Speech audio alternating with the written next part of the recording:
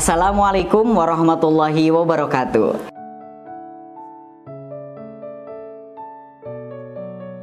Baiklah teman-teman, selamat datang kembali dalam konten Hikmah Bercerita. Insya Allah pada episode kali ini kami akan membawakan tema yang bertemakan pendidikan.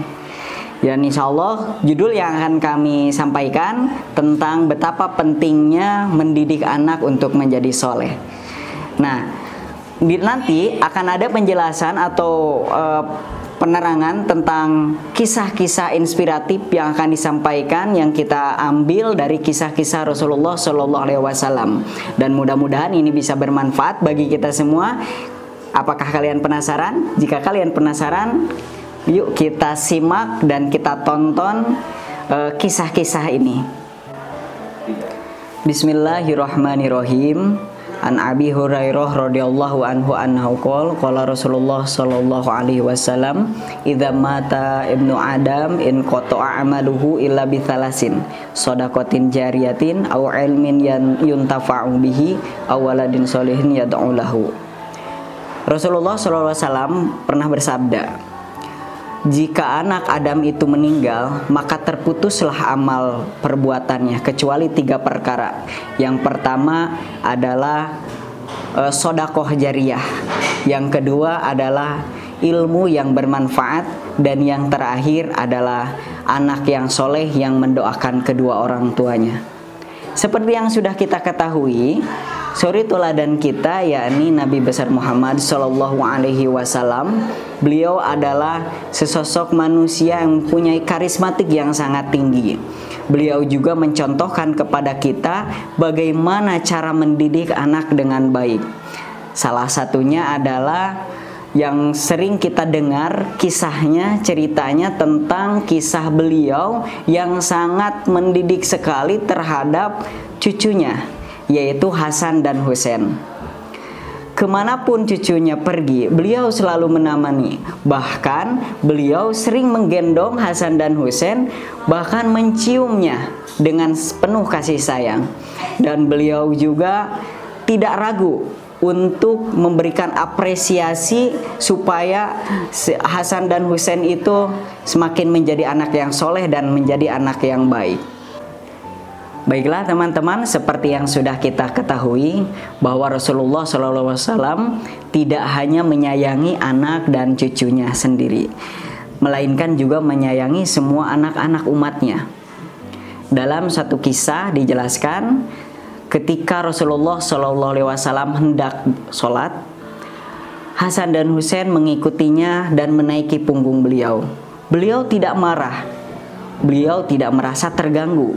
Beliau lanjutkan sholatnya dan tetap melaksanakan sholat. Tetapi ketika Hasan dan Husain berada di punggungnya, beliau tidak mengganti ke rakaat berikutnya.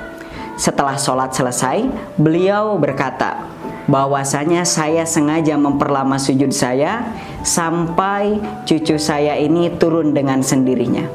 Dari cerita tersebut kita bisa ambil hikmah bahwa bagi seorang guru, bagi seorang pendidik dan juga orang tua itu perlu memberikan ruang untuk berekspresi terhadap anaknya, sehingga anak tidak merasa diabaikan.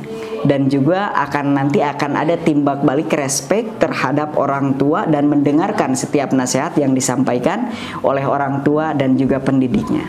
Baiklah teman-teman Hikmah Bercerita, selaku orang tua dan selaku pendidik, alangkah baiknya kita untuk terus memperhatikan anak-anak kita dan juga terus memberikan kasih sayang kita terhadap mereka. Seperti yang dicontohkan oleh Rasulullah Shallallahu Alaihi Wasallam yang tadi saya ceritakan, beliau sangat benar-benar memberikan apresiasi dan juga memberikan kasih sayang sangat tinggi terhadap anak-anak.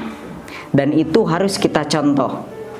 Ada satu kisah lagi tentang beliau yang sangat menginspirasi, dan mudah-mudahan ini juga bisa menginspirasi bagi semua penonton dimanapun kalian berada. Beliau itu ketika mendidik anaknya itu sangat memberikan kesempatan dan juga toleransi yang sangat tinggi. Suatu hari ada sahabat Rasulullah SAW, Anas bin Malik namanya, yang masih sangat kecil atau bisa dibilang remaja lah. Beliau melakukan kesalahan dalam pekerjaannya. Dan apa yang ditanggapi oleh Rasulullah? Rasulullah tidak marah terhadap dia.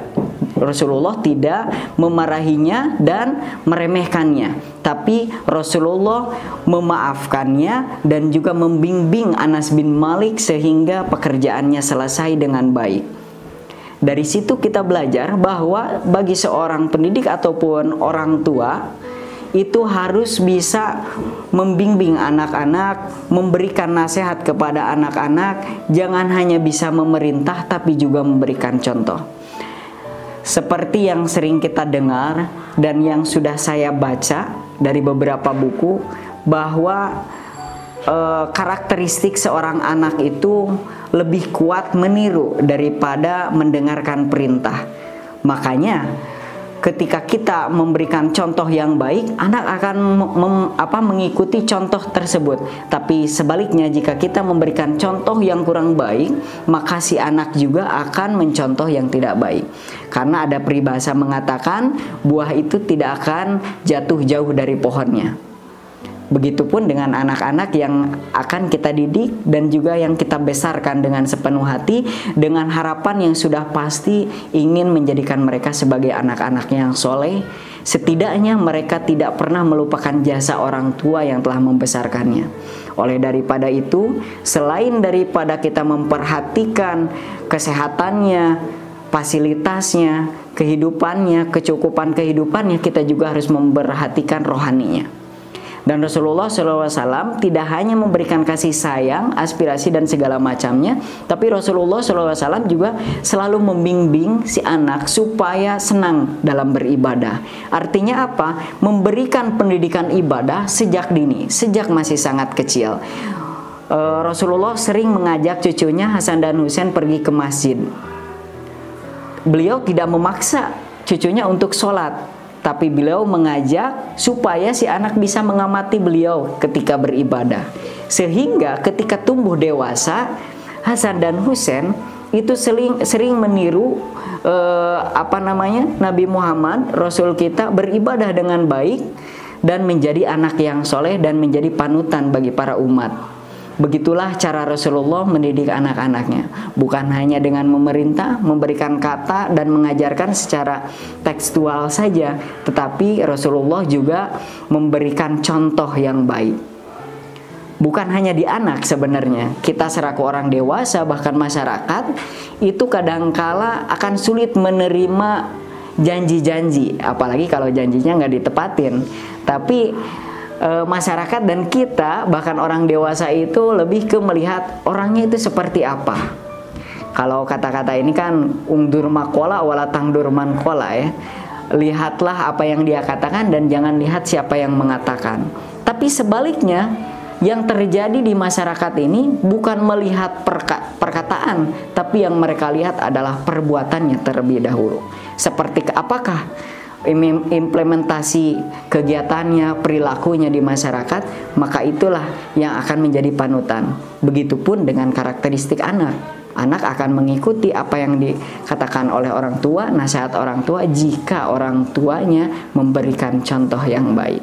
Jadi sebelum kita mengharapkan lebih, ingin mendapatkan anak yang soleh dan anak yang baik, alangkah lebih baiknya kita memperbaiki diri kita terlebih dahulu, supaya anak dan keturunan kita nanti ke depannya menjadi anak-anak yang baik, yang soleh, dan bisa mencontoh Rasulullah SAW dan tidak pernah mendurhakai kedua orang tuanya. Baiklah teman-teman Hikmah Bercerita, tadi kita sudah mendengarkan kisah-kisah Rasul yang sangat banyak dan juga menginspirasi untuk kita. Nah, di samping itu juga kita harus memperhatikan teman atau ruang lingkup circle pertemanan seorang anak. Karena apa? Karena ternyata ruang lingkup pertemanan itu sangat berpengaruh besar terhadap karakteristik anak. Kalau mereka terbiasa bermain dengan anak-anak yang bandel atau bisa dibilang kurang baik, maka si anak kita juga kemungkinan besar akan mengikuti. Karena anak itu diibaratkan memori yang kosong. Ketika kita suguhkan dengan tampilan-tampilan atau kejadian-kejadian yang berwarna hitam, maka anak akan mengikuti dan mengikuti warna hitam itu. Tapi kalau kita arahkan, kita atur, kita suguhkan dengan warna-warna yang indah, putih dan sebagainya, maka si anak juga akan mengikuti. Maka untuk saat ini, di zaman era globalisasi seperti saat ini, yang paling baik itu adalah si anak dimasukkan ke pesantren. Kenapa? Karena di pesantren mereka akan dididik, dibentuk, digembleng menjadi anak yang berbakti, soleh, disiplin, dan juga taat beribadah. Karena tidak sedikit anak-anak yang sekarang terjadi di kalangan masyarakat itu, ketika kita tidak arahkan di dalam segi pendidikan, si anak-anak itu mulai merasa kehilangan arah. Dan yang namanya anak, kita juga tahu mereka itu masih labil dan tidak memilih-milih pertemanan. Mereka masuk dan mereka terjebak di sana. Jadi alangkah baiknya kita masukkan ke pesantren supaya si anak terdidik. Tapi untuk memasukkan ke pesantren juga kita harus hati-hati dan memilih dan juga menelaah pesantrennya itu seperti apa. Karena mau tidak mau kita harus lebih memperhatikan, karena di zaman sekarang itu ya begitulah. Banyak juga pesantren yang tidak sesuai dengan ekspektasi masyarakat tentang mendidik anaknya. Entah itu dari sistemnya yang kurang tepat, jangan sampai kita menyesal ke depannya. Tapi insya Allah ketika kita sudah tahu dan kita sudah mencari dengan benar, ikhtiar dengan baik, dan kita memasukkan dengan niat yang baik, mudah-mudahan anak yang kita arahkan menjadi anak yang soleh. Karena di dalam pesantren, circle pertemanan dan juga kebiasaan baik insya Allah bisa tumbuh dengan baik. Karena ada pepatah mengatakan, terbentur sehingga terbentuk. Karena apa? Karena kita tidak boleh menjadi orang tua yang cengeng, mendengar keluhan anaknya tidak betah hanya karena hilang sendal ataupun apapun itu, kita malah menyalahkan pihak pesantren. Yang harus kita kasih adalah support terhadap anaknya, dengarkan semua keluhannya, dan jangan sampai menyalahkan sebelah pihak. Karena apa? Mendidik anak itu tidak gampang. Buktinya kita menitipkannya kepada orang lain. Karena derajat guru dan derajat orang tua itu sama di sisi Allah. Orang tua memberikan anak kebutuhan secara lahiriah, dan guru memberikan ilmu dan juga kebutuhan secara batiniah, sehingga derajat keduanya itu sama di sisi Allah yang harus dihormati oleh anak-anak.